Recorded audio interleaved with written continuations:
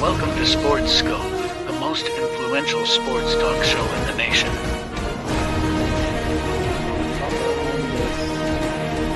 What is today, the 19th? Stay tuned for updates and great sports content. Hello, everybody. Welcome to Sports Scope. I'm your host, Robert Butler. I got a lot of playoff games on tonight. I'm keeping up with them myself. I just read that Kristaps Porzingis here for the Celtics. He's going to be out. Andrew Wojciechowski expect to miss a minimum of several games with right strain, soulless strain. So he's that's not good. Not good for the big man there for the Boston Celtics. I'll comment. I also want to talk about, I think this may be the best series coming up, this Nuggets and Timberwolves series. Possibly the winner of that series could be in the NBA champion, not just the finals, in my opinion. Also going to go over my thoughts on the NFL draft in around 30 minutes past the hour. Returning guest, one of my favorites here, Rich Ferris from Cumulus Radio's 1045 The Zone. We're going to talk about the Tennessee Titans draft. Didn't get a lot of love from the national media from the draft as a whole, but get his breakdown of the draft and his thoughts on these players here. So stand by. We'll take our first and only break. I'll be back here in 49 seconds. We'll hit the ground running here on Sports Scope.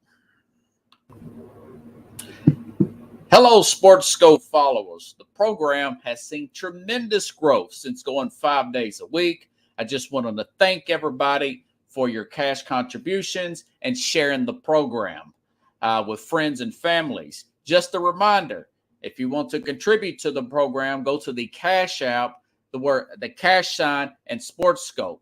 There are other ways to contribute to the program listed at the bottom of the screen. If you want to advertise on the program, go to sports, that is sports with an S, another S, scope, SKOPE, at gmail.com, just like it's listed at the bottom of the screen. Thank you and enjoy the program.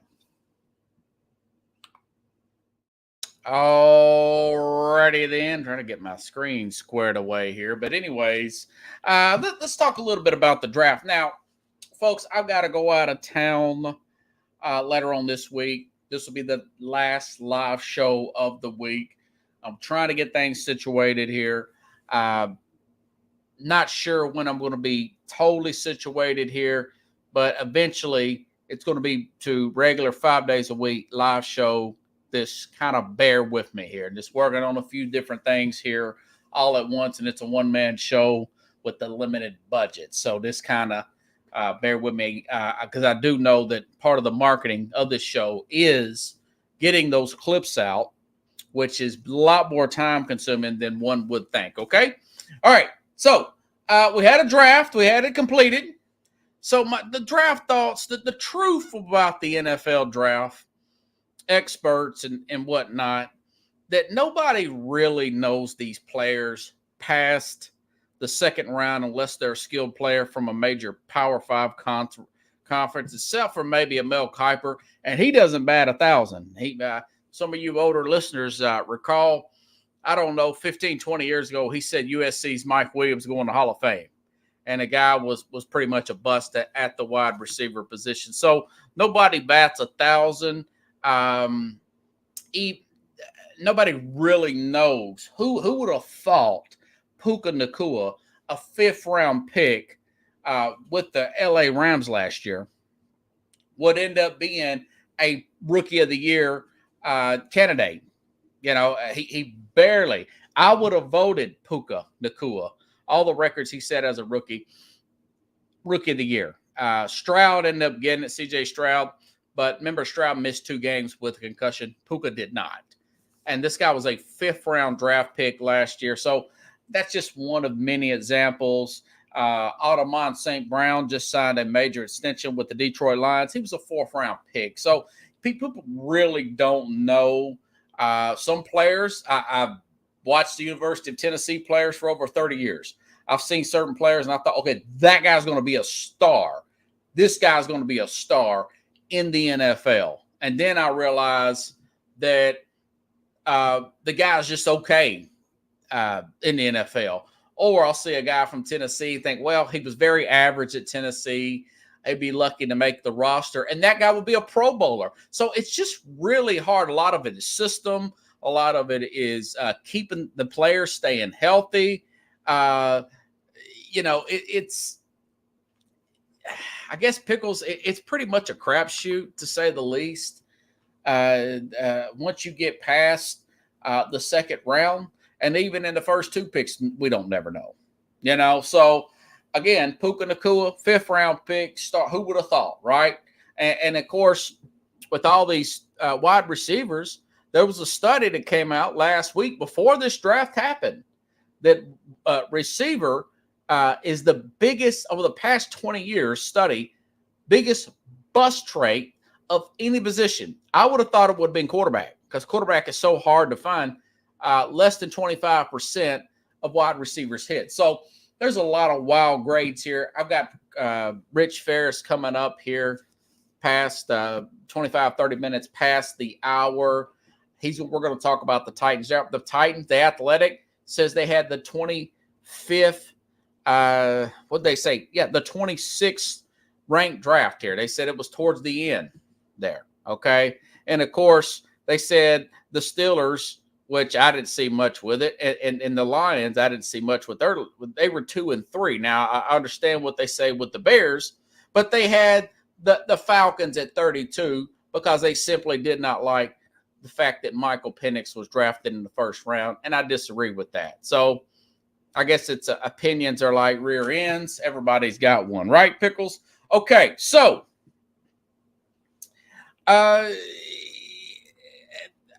again, this list on the Athletic, for example, they had the Buffalo Bills ranked 20th.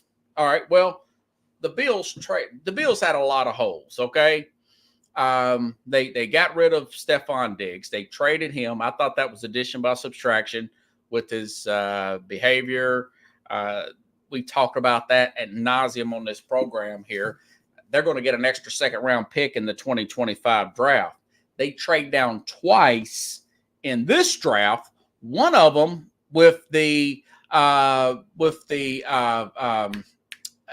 Kansas City Chiefs, who got the fastest guy in the draft. Everybody's saying that was idiotic. They didn't even have a first-round pick, and they got Keon Coleman, who I was talking about on Friday with Carlos Man New Yorker Chavez, is reminds me of Plexico Burress, wide receiver out of Florida State. Then they got this safety that has got high regards out of what is his name? I lost track of him.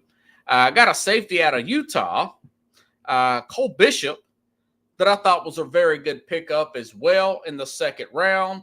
That's 2 second round. And Ray Davis, who ran over 200 yards against Florida, the University of Kentucky running back. So they've got Ray Davis, and they've got James Cook, the running back here. That's Dalvin Cook's who had a great year last year. So now you've got Ray Davis, who reminds me a lot of a physical Ray Rice, former Baltimore Raven running back. You've got him in the 4th round, and they got Coleman, who did not have a great 40 time, got him in the 2nd round. Long body, 6'4", Keon Coleman from Florida State. He is going to work miracle. I mean, he's going to look great with Josh Allen. He's going to look absolutely good with Josh Allen. Ray Davis, again, 4th round pick. Love this safety out of Utah. So I don't think they had the 20. I'll put it this way. I'll go out on a limb, and if I'm wrong, I'll own it. I know it's April the 30th, and some of you saying, well, you're not going to memorize this come September. I will. September, October. Mark my word, Coleman's going to make an impact immediately with the Bills, and so is Ray Davis, the running back here. The running back here out of University of Kentucky Pickles. He had 200 yards against Florida. Very physical run, very much like a Ray Rice here. I'm not sure. I think Rice was like a 2nd or 3rd round pick. He was not a 1st round pick out of Rutgers, I remember, where he went to school at. I do know that Isaiah Pacheco Pickles was a 7th round pick. And we know what he's done with the Chiefs. So Pickle says that Mel Kiper's paid to miss consistently. Yeah. And I like Mel Kiper. I do think he's spot on about a lot of stuff. He talks so much draft. He's going to have misses. He's human. I get it, but nobody's never hired him as a general manager. He's never been prodded to be it. He's never been, you say, well, how do you know? Because it's usually reported. It's usually reported that a personality, Mike Mayock, got hired as a general manager with the Raiders, but John Gruden and the Raiders organization, but it was never been reported. Maybe it has, and he's turned it down. For Kiper to be a general manager for any teams, he's been doing it for 40 years, and I like Mel Kiper. It's not, but I'm just saying these draft experts throwing teams like the Bills and the Falcons and the Titans under the bus here because they didn't get the star players here. That doesn't necessarily mean they had a bad draft. The Packers were destroyed for drafting Jordan Love for a long time. Look at what Jordan Love has turned out to be in the 2020 draft. Remember that?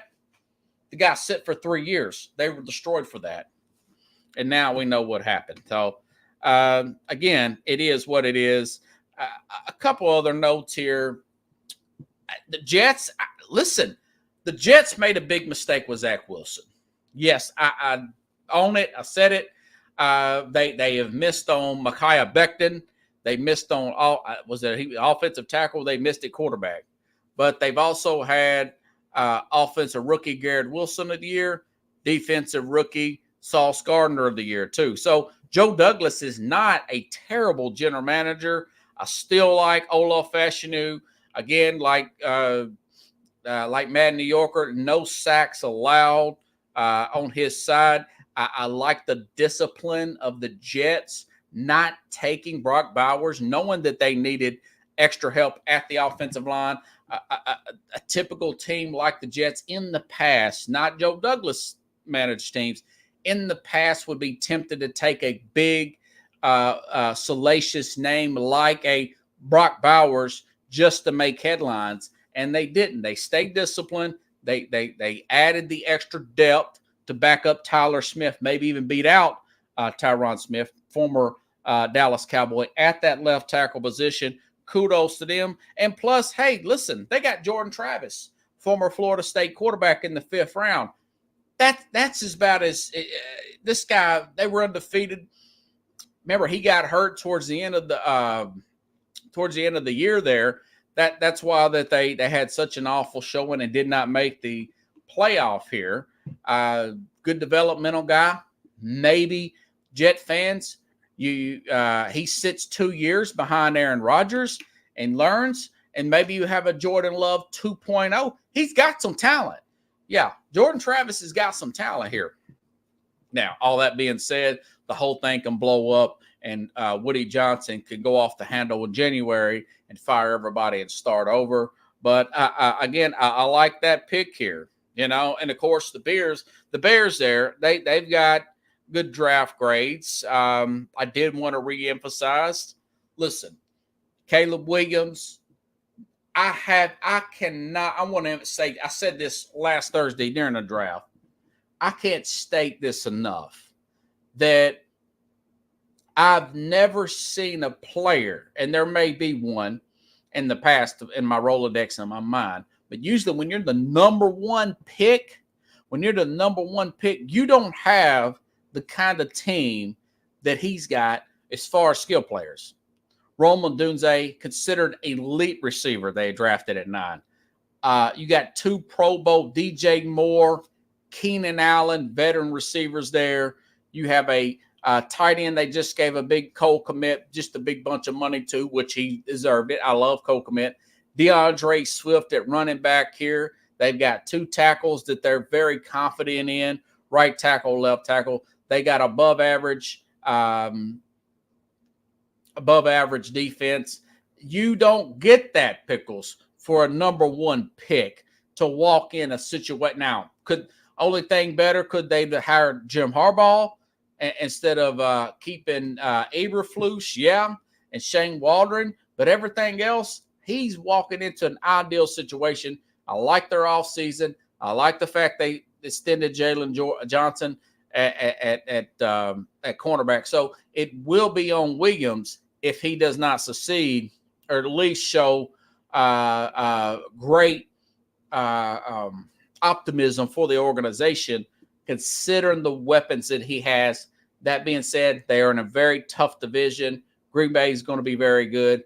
Lions are my division winners again, and Super Bowl appearance team as of today, and still are. Okay, let me make sure I didn't miss anything, and I'm gonna get to this because I know Rich likes to come in early. He's Johnny on the spot here. Let's see. He's really good. I like Rich. He's a good dude. So those are some thoughts. I'll dig more deep next weekend. I'll dig more deep into these schedules and see what the deal is, or not schedules.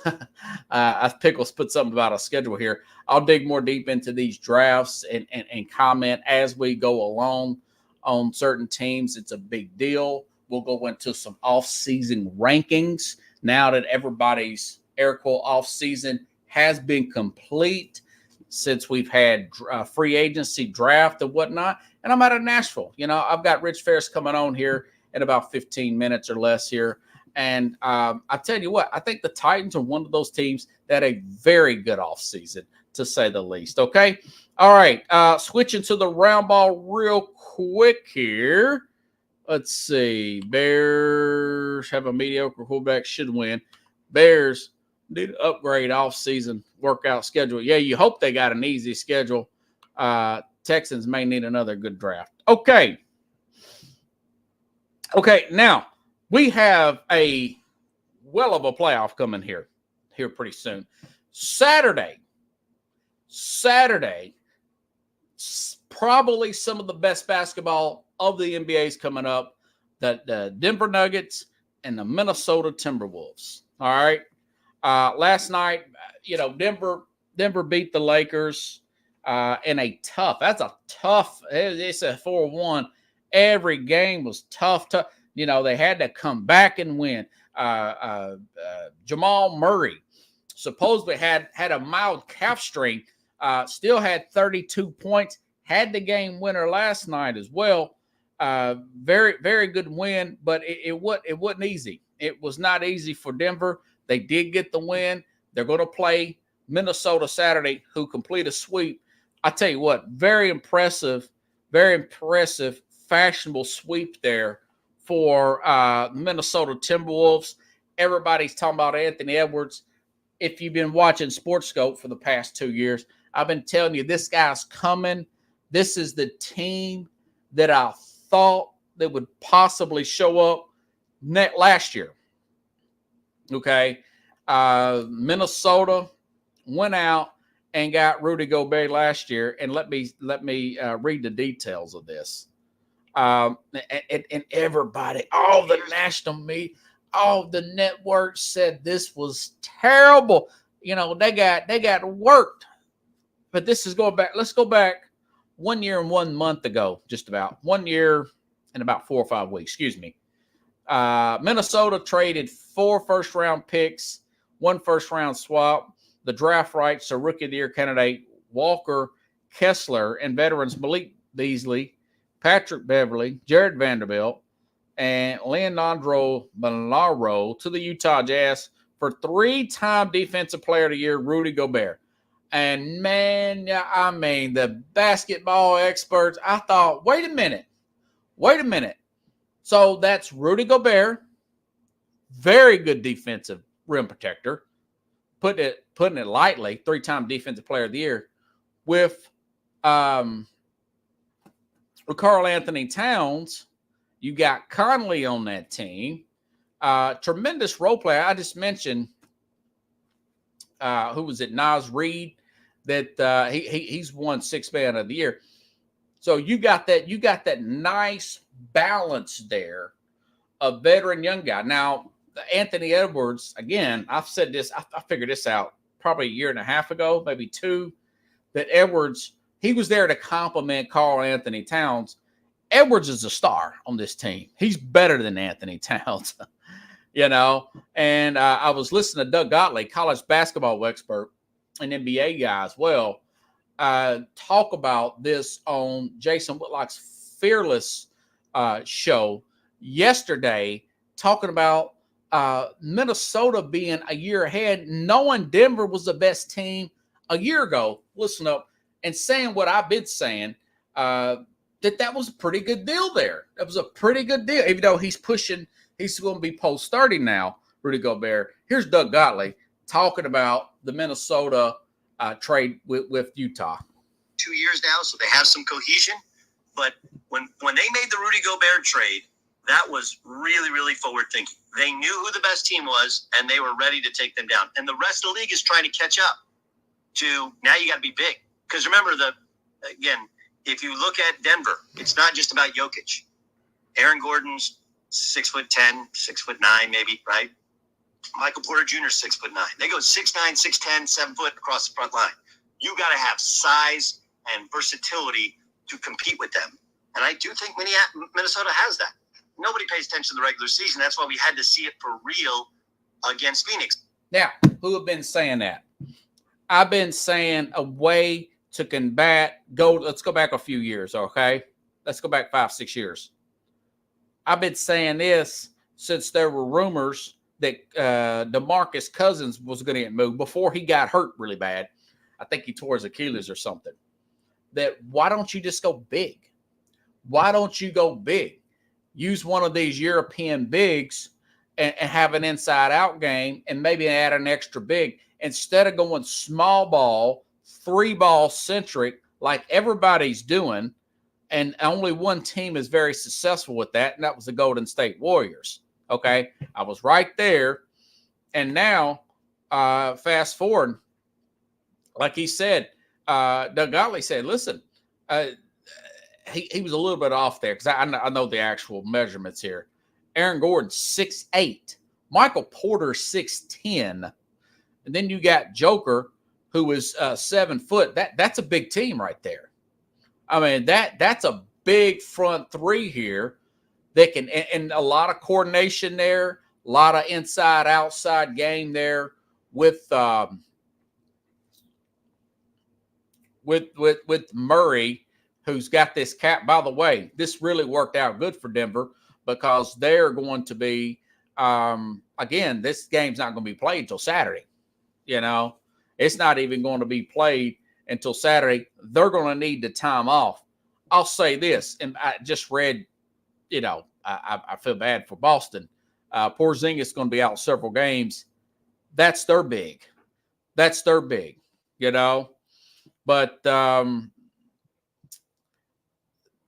right now, I think the winner of this series, by the way, it was 2-2 in the regular season between Minnesota and Denver. So you got bigs on bigs. Anthony Edwards, what did he have? 40 points the other night. Monster dunk, very Michael Jordan-like. And then you've got the experienced Denver Nugget team here. Nuggets got the home court advantage. I think it's probably Nuggets in a hard 6, maybe 7 games. But I think the winner of this, especially since the news I've heard about Porzingis in the East, will probably win the finals. I mean, that is a very the Minnesota Timberwolves are that good right now. I mean, the light has went off for them. And then you look at a guy like a Anthony Edwards, the pressure, he doesn't have to carry this team. It's not like, again, it's kind of like the Caleb Williams situation. He's number 1 pick 2020, the COVID year. It's why nobody he kind of slid under the radar. It's not like he was put on a garbage team. He was put there to complement Karl Anthony Towns, and somewhere around in there, just before he got drafted, Towns was rumored to be moved. Remember, I was saying, listen, Boston, won't he be a Boston Celtic? Karl Anthony Towns has watched Sports Scope. When it was coming on Periscope out, I could see who watched my program. He did. So this team, I knew he had talent. I knew they were getting Conley, or they had Conley. Daniel's a pretty good player there as well, role player. Things were coming together slowly, but my point is he's not asked to carry them every night, Edwards. You got the top defense in the league there. You got 2 rim protectors. He's not asked just to go crazy every single night and just carry the team like a Michael Jordan in '84. Very Jordan-like dunk he had the other day. Over a billion views here. One of the most since LeBron James's best internet sensation ever is what I read today about Anthony Edwards here. So that's going to be a well of a series here. And of course, the flip side, the Suns, led by Kevin Durant, Devin Booker, Bradley Beal, get swept here. A lot of rumors that they're blaming Frank Vogel, that he was being just totally shut out by the locker room. The players not paying any attention to him. If you ask me, I know that Booker's still young. You could probably build around him. I'd just bust that whole team wide open, trade everybody, start over. They've got a new owner here. Former Michigan State player, took over his dad's business. Guy was born on third base, thought he can manufacture a quick championship by going out and making these wild trades, getting Kevin Durant last year, making the big trades, bringing in Bradley Beal, firing Monty Williams, bringing in Frank Vogel. I thought Vogel was going to work out, but when they got rid of Ayton, they should have tried to smooth over. I said that. Nurkic was terrible at the rim protection. This team, jump shooters, totally zoned out, no pride, no defense, nothing. Just blow the whole team up, get many draft picks as you can, start over, and be a little patient and look towards the future. Get the right general manager, get your right scouts in here, be patient. We saw what Oklahoma City's doing. They're likely going to be moving on. I think they already did, didn't they? Didn't they win? Either way, a team like Oklahoma City's moving on here. Minnesota's moving on here. You can win if you've got the right management. No matter where you are. Look at Minnesota, okay? San Antonio, not necessarily the biggest market in America. They've got many championships and possibly many to come here with Victor Wembanyama there, okay? So,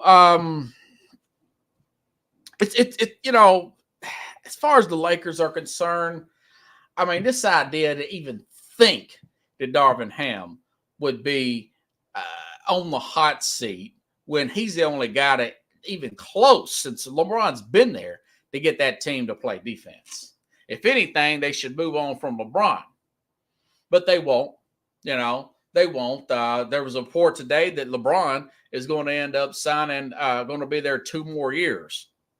And they're going to draft his son with the 2nd round pick just to sit on the bench, just to appease LeBron, which they're big at selling tickets. But anyways, I'll go vent about him at another time. There's my man, Rich Ferris here, just in time, and I'll bring him in from Cumulus Radio, Titans flagship 104.5 The Zone. Richard Ferris, who's always got a great microphone, by the way. How's it going? Vader out there, brother. How you doing, man? Doing great.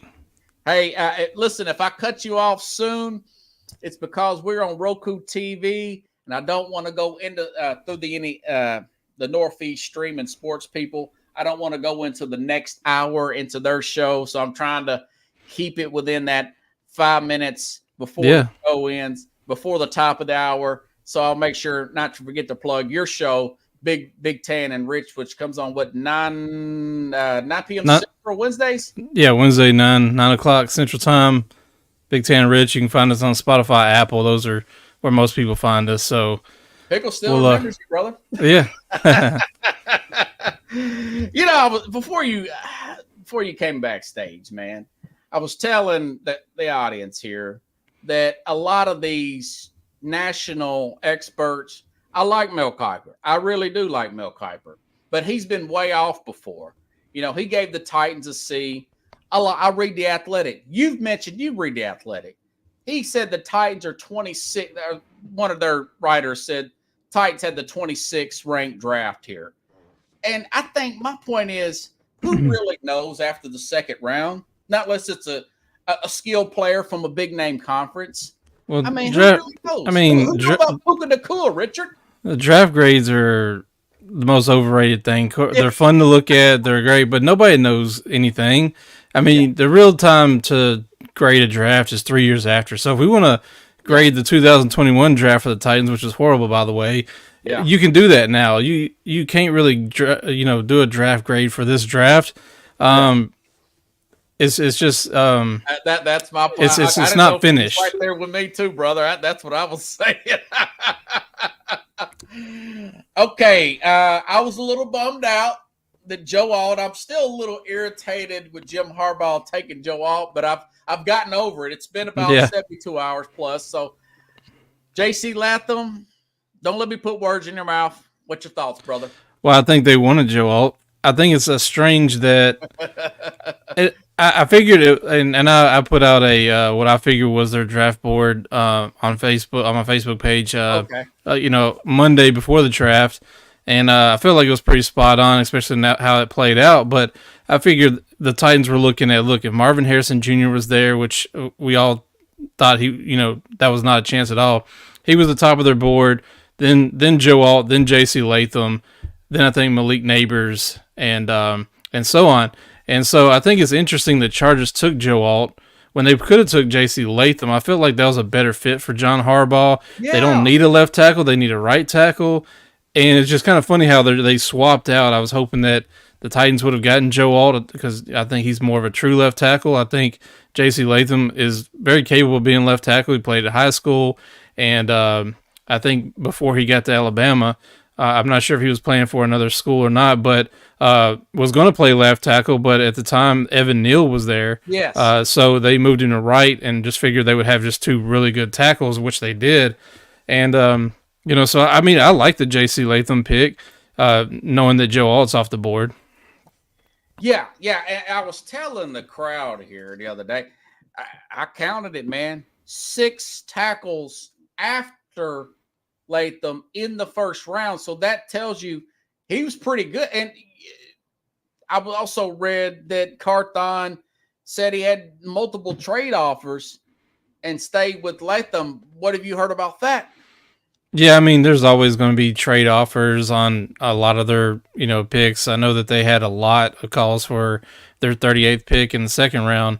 But they ultimately didn't see any, it's one thing to get calls, but are they good deals for the Titans? So I think he ultimately decided that the player that he would, sacrifice for that trade was not worth it. So he stuck with his board and ultimately I think got the tackle that they really liked. I think that he's a big physical, he's just a wall. Like if you watch his tape, nobody can really get around him. Once he's got his hands on them, they're not going anywhere.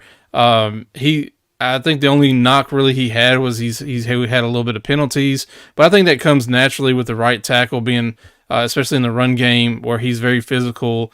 And so moving him over to left, I don't think is going to be an issue. And they even addressed it in their press conference that he will play left tackle. And I think it's good that they came out and just said that right off the jump. Wasn't this whole what's he going to do thing. But I think worst case, if they have to move in the right tackle, then, I mean, they have their right tackle. Yeah, he's really good. I did read that Bill Callahan, who's now the offensive line coach, took Jadarick Willis with Cleveland, also a former Alabama. I'm not in love with the Alabama tackles.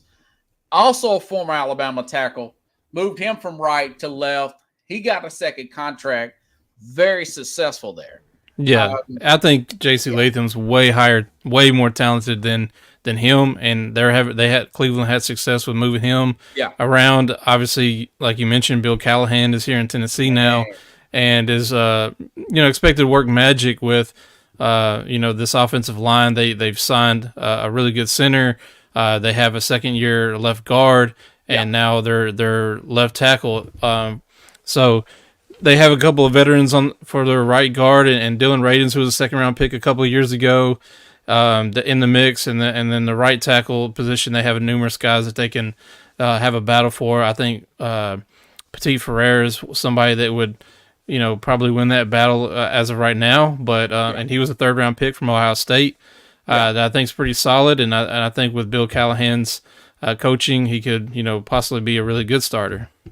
Yeah, I'm looking at the depth chart, man. You just mentioned Dylan Radis. He's listed as right tackle. They've got Nicholas Petit Farid listed as a backup left. Do you think that'll stay like that? I don't think so. I think that at least to the start, I think J.C. Latham's their left tackle. Yes. And I think Petit Frer's a right tackle. I think Dylan Radins is in the mix to play right guard or right tackle. Okay. So he's in the mix. There's going to be probably a really big, camp battle for that right tackle spot and maybe right guard. But Daniel Brunskill was a pretty good veteran that was solid last year. That's still there. So right guard, yeah. Mm-hmm. So I think he's kind of penciled in as of right now. And then you have 3 or 4 guys, and even the 7th round pick from last year, Jalen Duncan, who could also be in the mix for a tackle spot too. Nice. So it sounds like they're really building up some depth there on that offense. Something we haven't seen. It's getting there. It's getting there, and I think they'll sign someone too before, or maybe I think they'll sign a veteran, somebody like Andrus Peat that played for the Saints previously. He's been in for a visit. He can play left tackle, left guard. He can pretty much play any position except for center. But I think somebody like him, they're going to sign just to have that veteran depth piece that could push, for starting. That could, be in the mix if they sign him. I love that, man. Now let's go to that 2nd round pick, Tavondre Sweat. Now he looked great. His film looked good. He's Hainsworth, quick as a cat. Now he's a massive athletic human being. With their 2 picks, the Titans drafted over 700 pounds worth of humans. So of two bodies that they have. So huge nose tackle that they needed there. That I think is going to really help the defensive line. He's another wall that you watch his film, people just can't move him. Just like J.C. Latham, people don't move those 2 guys. They're too big, they're too strong, and so having him in the middle of that defensive line is just going to help Jeffrey Simmons and their edge rushers. So I think that was a really good pickup. I know there's been a lot of criticism for that pick, but I honestly like the pick. I thought that they may have went defensive tackle there. There was a run on defensive tackles there. And I think it's what a lot of people need to look at when you look at these drafts is who's best available, where do they fit for what do the teams look for, and where, if there's going to be a run and they need to get their guys, they may need to take them now versus trying to wait or trade back and lose out on somebody they want. And so there was a big run on tackles there. And they got a tackle that I think is really going to help the defense, and I think he's a big time run stuffer too, and can put pressure on the quarterback. And so it's going to take 2 bodies just to deal with him, and you can only double team him or Simmons, so it's before you're leaving somebody free. So they're it's going to give offenses a problem. Are they going to be in a 3-4 or 4-3? Yeah, it's a 3-4, but honestly, like 3-4, I mean, you put that on paper, but a lot of defenses are like some kind of nickel, some kind of sub package because of how the offenses are. Nobody's really always in a traditional 3-4, 4-3. There's always pieces moving around depending on what the offense sets up. A lot of offenses are going to have 3 wide receivers or 2 wide receivers, 2 tight ends. So there's always going to be a matchup thing when it comes to how it looks on the field. Yeah. Are you concerned that he had a DWI just before the draft? Not really. I mean, look, is DUIs are very serious. Yeah. People make mistakes, and I think his situation was on the lesser end of what happened. It wasn't like he, was going. It wasn't like he's going 110 miles an hour, hit somebody, killed somebody. Yeah. Could not to say that couldn't happen. You shouldn't be doing that, especially nowadays. You got Uber, Lyft, all that good stuff. Right. To your available for you. And so his situation, I think somebody ran into him, and caused the police to show up. But it's a young kid. You make mistakes as a young kid. I know I have. So I mean, coming out of college and stuff. So I mean, I don't think that's a huge character issue of his. There's never hasn't been a lot of character issues been brought up for him. So right now, I don't think he's nowhere near somebody that you got to watch out like you had to for Isaiah Wilson. Yes, yeah, and I told the audience this the other day. Jalen Carter had a much more serious incident. That's who I was trying to think of just a second ago. I couldn't remember if it was an Alabama player but Georgia. Jalen. Yeah, and he almost won Rookie of the Year. He was right there with Will Anderson right at the end to win Rookie of the Year. And so far, so good. It's only been 1 year, but of course, he knows that. Rand Carthon, if something happens, it's on him. Yeah, they took a 30 visit to go with him and a lot of their coaches down there to really check in on his character. And so, they really did their homework on him and decided to make that decision to pick him at 38. Man, something, Broward Murphy went in the first round. That's the other tackle. And Sweat here went in the second round. These two guys kind of remind me of John Henderson and Albert Haynesworth out of Tennessee. Two defensive tackles, both played well in the NFL, both drafted first, second. I think they both went in the first round, didn't they? Yeah, Haynesworth, I know. Yeah, they were both first rounders, I'm pretty sure. Yeah, so I don't know. I just kind of had that flashback thinking of those two players. Hopefully they'll have just a little bit darker orange. As some would say, probably not the real UT. Not the real. It depends on where you're at here. It depends on where you're from. If you're here, it's Tennessee. If you're there, it's Texas. So, I think the argument is that the University of Tennessee was founded before the other. So, if you want to debate that, there are dates that you can look and see. But oh man. What are your thoughts on the remaining picks, brother?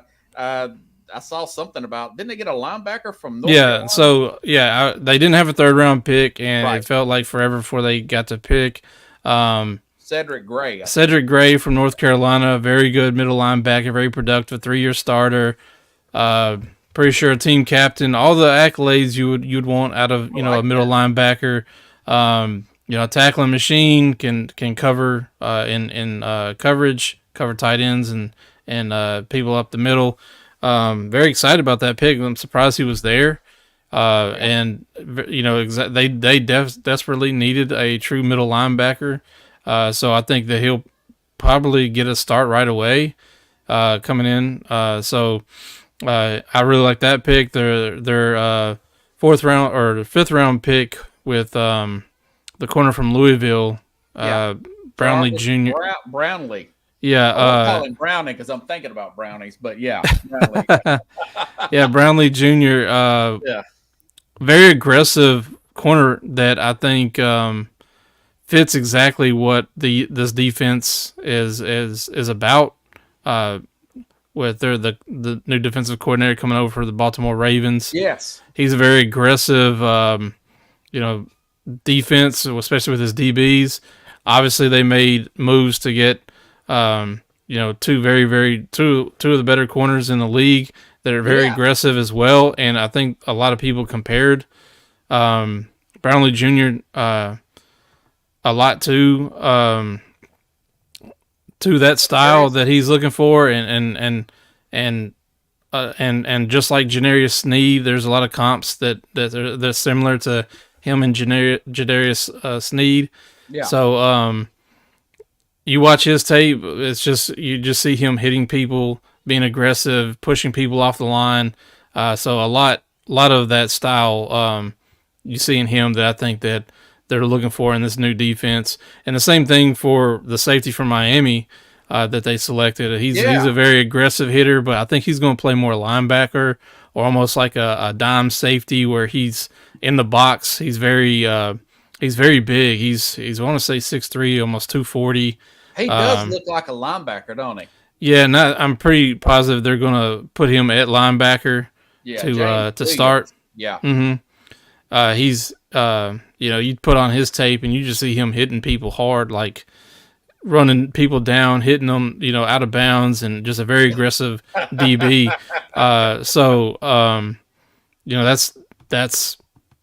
That's kind of what they're looking for, and so I think he fits that very well.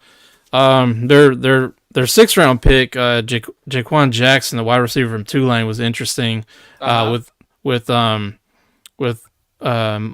was it Malik Jackson? No, Malik Williams. That was from Washington, a very productive wide receiver, was available, and that was my hope that they would take him. That was opposite of Rome Odunze. Number 3 on Washington. Or number 2, I think. I thought Polk was the number 2. We know Rome Odunze was. Yeah, so he played with them and had over 1,000 yards. Very productive college career. Very big season last year. I think it was obviously overshadowed by Rome Odunze, but had a lot of production, and he was available right there. And I thought that was the pick. And they went with Jaquan Jackson from Tulane, and I don't really know a whole lot about him. I know that he was Tajay Sharp's roommate, who's the running back for the Titans right now.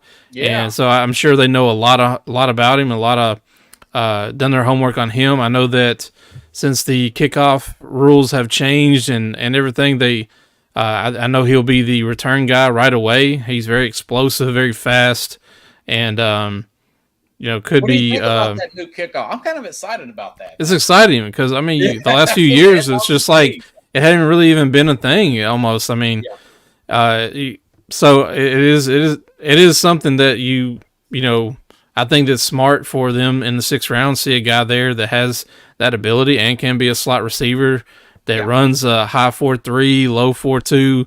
That's very twitchy and a lot like Tajay Spears for the Titans. So interested to see him and his what he does when he gets his opportunities. And then I guess to wrap up, their 7th round pick Jalen Harrell from Michigan. Yeah, I'm a little surprised that he was there in the 7th round. He was very productive. Played a lot. Michigan defense, I think maybe, we'll see, but maybe, with it being a John Harbaugh defense, that maybe some of these guys aren't as talented. It's just a scheme. Maybe that's why a lot of these guys fell later, but Jalen Harrell, very productive career, especially last season, and I think is somebody that will probably have to, earn his stripes on special teams, and but gives them depth there at outside linebacker, and hopefully makes a team, and maybe could be a little bit of a steal there. But I really like watching his tape. And he, like I said, that Michigan defense, there was a lot of guys picked off of it, and just surprised to see him in the 7th round. Yeah. I think both. What I'm really excited about, or not excited, I'm somewhat excited about, is I'm looking at this list of players you mentioned, and it's a little bit of a relief is a better word. The 6th round pick from Tennessee through Philadelphia. The 5th round pick from Minnesota through Philadelphia. Mm-hmm. So that come from the Bayard trade. Remember, they ended up cutting. So Tennessee won that trade. Unfortunately, just Kevin Byard, I think's lost a little bit of step. He's now with the Bears, so we'll see. Hopefully, But I do think there was something weird going on with the Eagles last year. They obviously lost a lot of games at the end of the season after almost going. They win like 10 in a row or something. They were 11. They won a lot of games up front, and then that last 6 games and even the playoffs, they just did not seem like the same team. Their secondary just seemed completely out of whack, and so I don't know if that's necessarily all on Kevin Byard, but Probably I think schemed everything. unfortunately, as much as I love Kevin Byard, he's a great dude. Yeah. And was a great Titan, one of the best third-round picks you could ever ask for. Right. Hope to see him retire as a Titan when he's done. But yeah, I think it's just But it's cool. lost that a little bit of a Tennessee step. got something, Yeah. It lost a little bit of a step, and Yeah. they ultimately Eagles are moving on, and now he's a Chicago Bear. So we'll see how his season turns out. But yeah, it is interesting to see them select another DB there. Yeah. Well, I picked up a few players here from that Philadelphia trade, so Titan fans don't get too bummed out. I noticed that they extended A.J. Brown, and I don't know about you, but Brown has been chirping a lot. That's what he does. Would you get 2 wide receivers max contracts like that? Devontae Smith and A.J. Brown. I love their draft. I love those 2 corners Philly picked. Yeah. But, man, A.J. Brown, I feel like this could be T.O. 2.0 in a few years from now.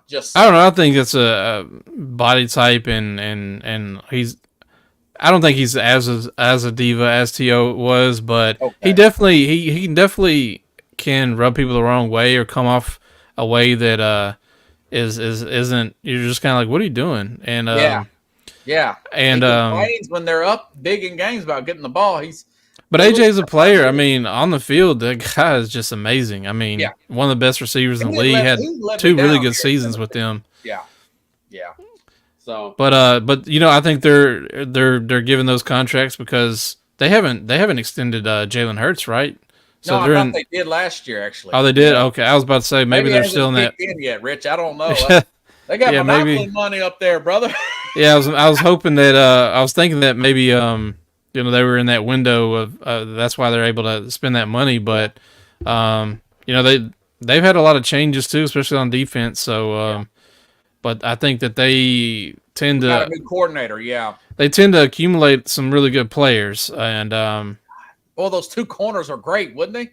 I was hoping Tennessee would maybe get Cooper DeJean. I thought that was interesting too. Corner, with him sitting there, I think that he could have been definitely a really good safety. But I don't know if he would have been. They kind of already have, with. I think he would play a very similar position as Amani Hooker. So I think they maybe thought, hey, he kind of plays that same position, or he was a corner. He is, but I think he'll play. I think he'll be a really good safety. Okay. He'll probably play a lot of nickel and stuff like that. He may play outside some, but I think a lot of people see him as that he could be.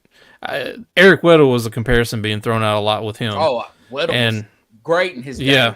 Yeah. So I can see a lot of that in him too. But if they would have picked him, I'd have been fine with it because right now they do need some safety help. Even though they drafted one late. I think they'll still sign Justin Simmons. Prospect? Yeah, I was just about to say. I think they're bringing in a veteran safety, Justin Simmons, and I think is it Marcus May are 2 guys they brought in before the draft, and I could see them signing one of those 2. There's a couple other pretty good name-free safeties that are out there that there's pretty good list still out there of free agent safety. So I would imagine them signing one of those here in the next few weeks. Okay. So you got your show coming up Wednesday. I'm going to guess it's going to be the draft, but I'm not going to put any words in your mouth. Yeah, we'll talk a little bit of the draft. We'll talk, we got some other topics we'll hit. One thing real quick, too, before we take off is your undrafted free agents, I'm sure you probably like for the Titans with a couple of balls there. Who was it? Jamari Small and Gabe Judy Lally, the corner. So they had one of their featured running backs and a corner that the Titans have signed as an unrestricted free agent. And they also have 2 other guys that I'm excited about to see what happens. Cole, I can't think of his last name, but Texas Tech guard that they have signed that you could keep an eye on, as well as the running back from Washington that had a huge year last year. Yeah. They signed him too. Man. So a lot of competition back behind the running back position for the Titans coming up. on that third running back spot. That's going to be interesting. I love Jabari Small plays big. Yeah. Ray Davis, Kentucky running back, end up going to Buffalo, but somebody's going to get a bargain at running back. Yeah. I think Ray Davis going to but the Bills at 4. I was hoping maybe Tennessee would grab him. Yeah, Ray Davis, one of I know people that I talked to, one of from the Senior Bowl, one of their favorite people there. I think Jalen Wright going to Miami is a great fit. Woo! That he could see some action pretty early with the way that they rotate their speedy running backs out. Yeah. You know something? We still got a few more minutes here. I was reading this on Pro Football Focus this morning. That there's the number 1 pick overall next year is supposed to be this Pierce guy from University. Oh yeah, James Pierce. Yeah, he's outstanding outside linebacker. Yes. Wow. 100%. Is he going to be like Michael Parsons or something? Number 1 pick?